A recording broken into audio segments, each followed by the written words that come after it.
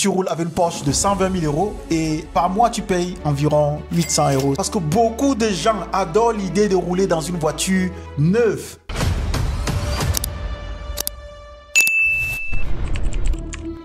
Le leasing, en fait, pour les particuliers, c'est comme un loyer. Pour un particulier, c'est un piège. Pourquoi le leasing n'est pas avantageux pour un particulier?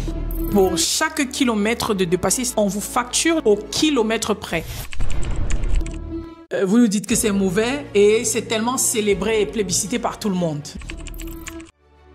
Faites très attention à ce qui concerne le leasing.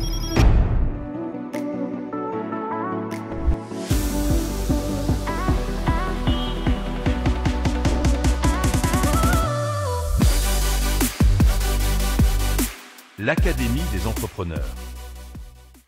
Bonjour à tous, moi c'est Fulbert Kambia de l'Académie des entrepreneurs. Je suis avec Sophie Kambia aussi, l'Académie des entrepreneurs. Sophie, comment tu vas? Je vais bien, merci. Bonjour à tous. Bonjour. Bonjour. Aujourd'hui, nous allons aborder un sujet très important en ce qui concerne le leasing. Le leasing, c'est quelque chose de très important. Toi, qu'est-ce que tu sais du leasing? Alors, moi, ce que je sais du leasing, c'est que, voilà, tu roules une voiture, puis tu payes un petit montant et voilà, ça semble bien, mais voilà. Il y a tellement de pièges cachés. Voilà, tu as dit ça semble bien. Pourquoi? Parce que beaucoup de gens adorent l'idée de rouler dans une voiture neuve sans payer le prix total. C'est là que le leasing entre en jeu. Pourquoi? Parce que tu roules avec une Porsche de 120 000 euros et par mois tu payes environ 800 euros, 500 euros et voilà, tu te dis... Tu es bien parti. Tu as fait une très bonne affaire. J'ai fait l'offre du siècle. Voilà. Mais attention, ce qui semble être une très bonne affaire pour un particulier est souvent un piège à long terme. En revanche, pour les entreprises, c'est le jackpot. Oui, c'est le pain béni. Bon, je crois qu'on va y revenir derrière toute la mathématique. Oui. On va essayer d'expliquer maintenant en détail pourquoi pour un particulier c'est un piège et pourquoi pour une entreprise c'est un pain béni, c'est quelque chose de gagnant-gagnant. Voilà. Qu'est-ce que le leasing en fait? Alors, le leasing, c'est, comme tu l'as dit, hein, l'idée, c'est une location longue durée, 2 ans, 4 ans. Et à la fin, tu as l'option d'acheter la voiture ou bien voilà, d'interrompre ton contrat de location. Voilà, donc c'est tout simplement ça. On prend un véhicule, disons, d'une valeur de X, n'est-ce pas? Et on paye chaque mois, selon une certaine durée, 1% ou un pourcentage du prix d'achat ou bien du prix du neuf, n'est-ce pas? Et à la fin de la location courte durée, on peut racheter le véhicule ou bien... Voilà. Nous allons prendre un exemple simple. Pourquoi le leasing n'est pas avantageux pour un particulier?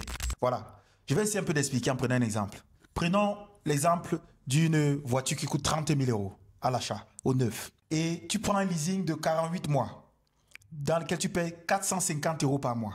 Quand on fait le calcul, 450 euros fois 48 mois, tu payes 21 600 à la fin des 4 années. Et vous n'êtes pas toujours propriétaire du véhicule. Pas du tout. Vous n'êtes pas toujours propriétaire du véhicule. Et le problème, c'est qu'il y a les frais cachés. Premier frais caché, le kilométrage excédé. Voilà, beaucoup de gens ne savent pas que pour chaque kilomètre de dépassé, c'est-à-dire lorsqu'on a signé le contrat, on disait que chaque année, on va rouler 10 000 km ou 20 000 km. Et à la fin du contrat de location ou du contrat de leasing, qu'on se rende compte que voilà, au lieu des 40 000, si c'était 10 000 par année que je devais rouler, j'ai roulé 48 000, on vous facture les 8 000 km supplémentaires au kilomètre près. Ça peut commencer selon la société, de 70 centimes à 1,5 euros le kilomètre. Alors, faites vous-même voilà, les calculs. Si vous avez déjà payé 21 600 dans l'exemple que Fulbert tu as pris, et qu'en plus, on vous facture 70, prenons le taux le plus bas pratiqué en ce moment, 70 cents le kilomètre, pour 8 000, vous vous retrouvez dans 1 500 euros. Et ça, c'est juste pour le kilométrage. Maintenant... il y a aussi les réparations. Tu as oublié les réparations. Ça veut dire, quand tu prends le véhicule, et que pendant les années de leasing, il y a des réparations à faire. Il y a peut-être la voiture a un accident, l'enfant entre dans la voiture, use les chaises, il y a des rayures sur la carrosserie. Oui. Voilà. Tout cela vont faire ce que le prix explosera à la fin. Oui. Et alors, je vais revenir sur quelque chose que j'ai dit tout à l'heure. J'ai calculé 70 000 km et pour 8 000 km de surplus et j'ai dit c'était 1 500. En fait, c'est 5 600 euros. 5 600. Voilà. Waouh. 5 600 euros plus les 21 600 que vous avez déjà payé pour un véhicule qui ne vous revient toujours pas. Ensuite, comme tu l'as dit, on vous facture chaque petite égratignure. Il est impossible qu'un véhicule que vous ayez conduit, même si c'est 3 jours, n'ait pas une trace d'usage. Mais on va vous le faire payer. Voilà. Vous avez un constat qui est fait à la fin. Par un technicien. Par un technicien. On ne peut pas le refuter. On ne peut pas le refuter. Il regarde chaque trait d'usure. Il regarde et chaque trait d'usure est encadré avec un rond et c'est facturé. À la fin, vous vous retrouvez en train de payer. Vous avez à payer 21 000 pour ce cas où nous avons pris de 30 000 euros de l'achat, où le véhicule coûtait 30 000 à l'achat. Vous avez payé 21 000 chaque mois.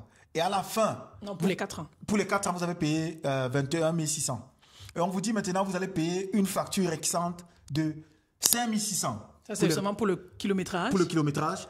Et encore 5 000 maintenant pour les réparations, parce que tous les endroits où il y a eu les rayures doivent être facturés. Parce qu'ils vont aller chez le carrossier avec cela et ça vous revient cher. C'est pourquoi à SFM Automobile, nous avons plein de gens qui nous contactent et nous demandent est-ce que vous faites dans le leasing? La question que nous les posons, c'est toujours est-ce que vous prenez ça pour vous au compte de votre société ou vous prenez ça en tant que particulier? Parce que si c'est pour un particulier, nous vous déconseillons. Oui, effectivement. Parce que ça n'a pas d'avantage réel. Oui, ça n'a pas d'avantage réel. Pour nous, en tant que professionnels, nous gagnons de l'argent. Si tu prends, on va gagner, on va se faire de l'argent. Mais est-ce que c'est toujours bien de se faire l'argent à tous les niveaux? Bon. Après, les entreprises de leasing doivent vivre. Hein. C'est à chacun d'être informé, justement. C'est pourquoi on prend la peine de faire ce type de vidéo pour que vous ne tombiez pas dans cette histoire. Voilà. Le leasing, en fait, pour les particuliers, c'est comme un loyer. C'est comme un loyer ou un appartement que vous payez chaque mois. Vous payez des années et des années. À la fin, l'appartement ne vous revient pas. Pas du tout. Après 10 ans, vous vous rendez compte, avec tout ce que vous pouvez faire comme calcul, vous êtes déjà au-delà même des frais d'achat de cette maison. Après 20 ans de location. Vous vous dites quoi? Si j'avais payé ma propre maison, avec ces mêmes frais, c'est que vous êtes propriétaire. C'est la même chose avec le leasing.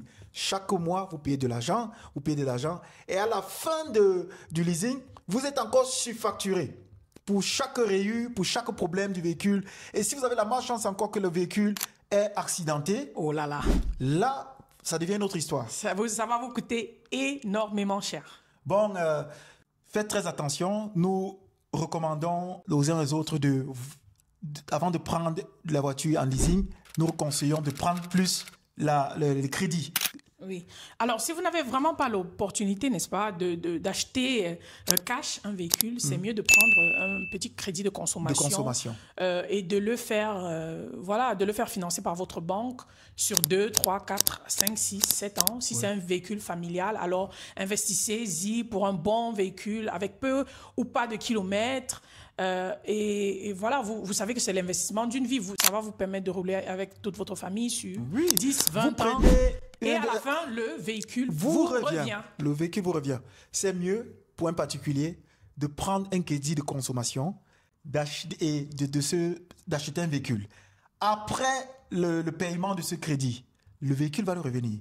Et pendant les mensualités, il y a la possibilité, si vous voulez passer à autre chose, de vendre le véhicule, de remettre le reste de l'argent à la banque et prendre un autre véhicule. Voilà, ce n'est pas une condamnation comme quoi vous devez absolument conduire cet unique véhicule toute votre vie. Voilà, et vous n'avez pas les contraintes de kilométrage. Et vous n'avez pas de frais cachés. Vous n'avez pas de frais cachés. Et vous n'avez pas aussi de problème avec les frais finaux au niveau de quand vous allez venir remettre le véhicule. Justement. On ne va pas regarder, vous avez des égratignures, il y a un problème ici au niveau de la pompe à essence, ça va vous coûter tel montant. Toutes ces choses-là ne vous intéressent pas parce que la banque, tout ce que la banque fait, ils veulent juste leur argent et c'est tout.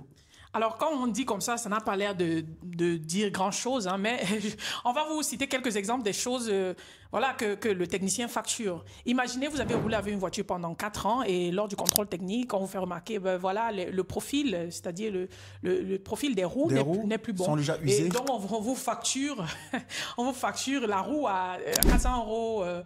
Généralement, c'est ça. C'est 400 € le prix de la roue. Avec le montage. Vous vous retrouvez à 1 200 € pour les 4 roues. Non, 1 600. Pour 4? Oui, 1600. 1600 euros. Oui, 1600 euros pour les quatre. Pour seulement les roues. Seulement les roues. Donc, après, il va maintenant, vous aurez aussi d'autres problèmes comme la carrosserie. Voilà là où ça prend beaucoup d'argent. Voilà. Si vous avez un peu cogné, si l'enfant a gratté, si la peinture est quittée. Alors, chaque point coûte de l'argent. Et un point sur une portière, on ne va pas venir juste travailler la carrosserie du point. Ça sera tout l'élément qui sera pris en charge. Et qui dit tout l'élément dit les prix qui s'envolent. On a vu des gens qui ont pris des voitures après 5 ans ou après 3 ans, ils ont eu des frais supplémentaires de 12 000 euros, de 14 000 euros. Oui. Alors que quand on regarde la valeur marchande de la voiture, ce n'est plus dans les 14 000 euros. non, du tout. Mais ils ont dépassé le kilométrage, il y a eu des rayures sur le véhicule, il y a eu des problèmes, il y a eu ça et ça, et tout ça élève le prix. Alors, les gens vont suivre ça et se dire, mais écoutez, comment vous nous parlez d'une histoire, vous nous dites que c'est mauvais et c'est tellement célébré et plébiscité par tout le monde. C'est plébiscité pour les entreprises. C'est du pain béni pour des entreprises. Pourquoi? C'est du pain béni pour les entreprises parce qu'il y a une amortisation fiscale qui se cache derrière. Voilà, donc je vais un peu entrer en détail là-dessus. Ouais. Pour des entreprises, la loi ne permet pas d'amortir l'achat d'un véhicule sur une année. C'est-à-dire que si l'entreprise dit qu'on achète un véhicule à 30 000 euros, on ne peut pas prendre ça comme une dépense de l'entreprise, voilà. Directe. On peut seulement dire la première année, oui. N'est-ce pas, 6 000 euros oui. sont considérés comme dépenses de l'entreprise. La deuxième année, 6 000 euros. La troisième année, 6 000 euros. La quatrième année, 6 000 euros. Et ce n'est qu'après 5 ans que l'achat, n'est-ce pas, sera complètement fini par rapport aux dépenses de l'entreprise.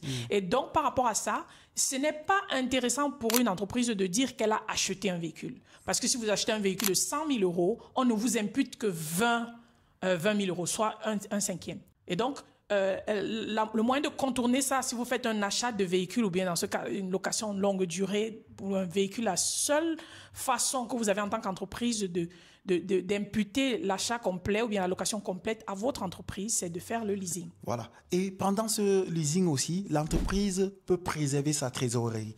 Voilà. L'entreprise n'a pas besoin de payer, par exemple, 30 000 euros pour un véhicule direct, mais paye environ 500 euros pour le véhicule. Et les 500 euros sont directement déduits des impôts. Voilà. Et très avantageux. Voilà, gagnant-gagnant. Ils n'ont rien à dépenser. Voilà. Et par rapport à la flotte, l'entreprise, ça permet à l'entreprise de renouveler sa flotte. L'entreprise a des voitures neuves qui sont susceptibles de ne pas très vite se gâter, qui peuvent être utilisables par les employés tous les moments, sans qu'il y ait des problèmes, sans qu'il y ait des pannes. Et vous savez que si vous êtes une entreprise et vous ne pouvez pas partir chez le client, vous allez faire des prestations à cause des voitures anciennes et vieilles, c'est pas bien.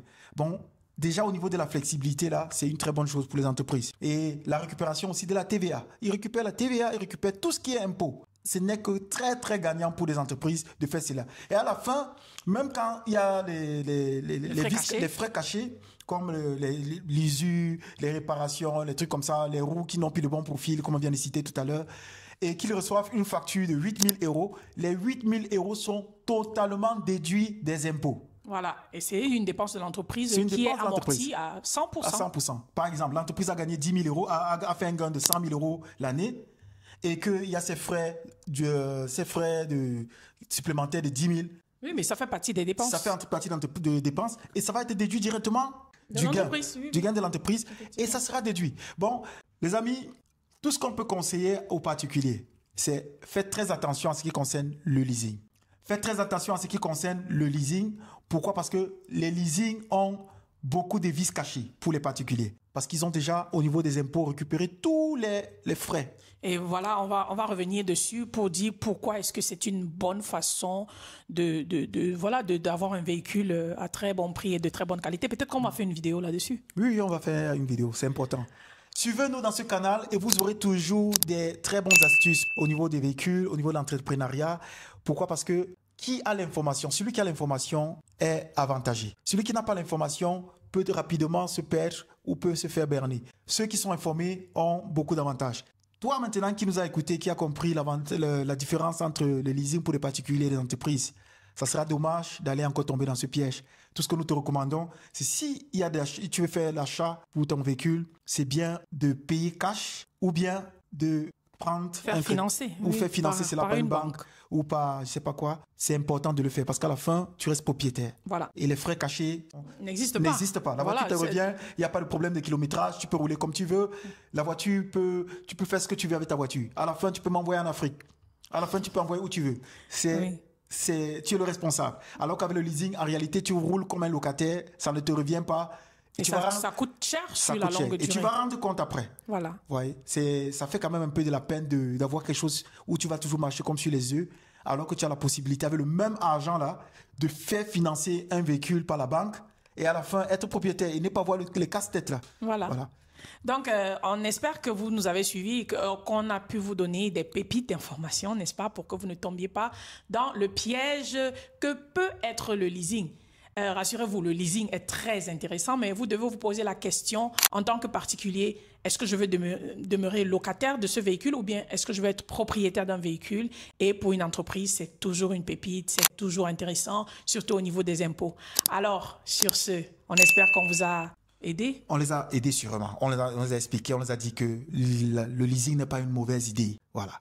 Mais il faut savoir à qui ça profite. Voilà une très bonne question. Le leasing, ce n'est pas une mauvaise idée, mais il faut savoir à qui ça profite. Si vous êtes un particulier, posez-vous la bonne question. Est-ce que je peux payer pour posséder ces véhicules à la fin? Ou bien est-ce que ça sera juste après, quand je vais finir, je vais tomber en faillite? Si vous êtes un entrepreneur, pensez stratégique. Le leasing peut devenir aussi un puissant piège pour vous. Et ça peut aussi être quelque chose qui va beaucoup aider votre trésorerie parce que ça va vous éviter de faire les dépenses vraiment en un coup. Ça a des avantages comme ça des inconvénients. Nous espérons que vous avez été enrichis de toutes ces informations. Et on va se dire, Sophie, à la prochaine pour une prochaine vidéo. Oui, à la prochaine vidéo où on va toujours allier l'utile à l'agréable, c'est-à-dire comment en tant qu'entrepreneur, vous pouvez utiliser les astuces du quotidien pour gagner de l'argent parce que c'est aussi pour ça qu'on est là. Allez, jusque-là, portez-vous bien, soyez prudents quand vous êtes en route. Ciao. Ciao.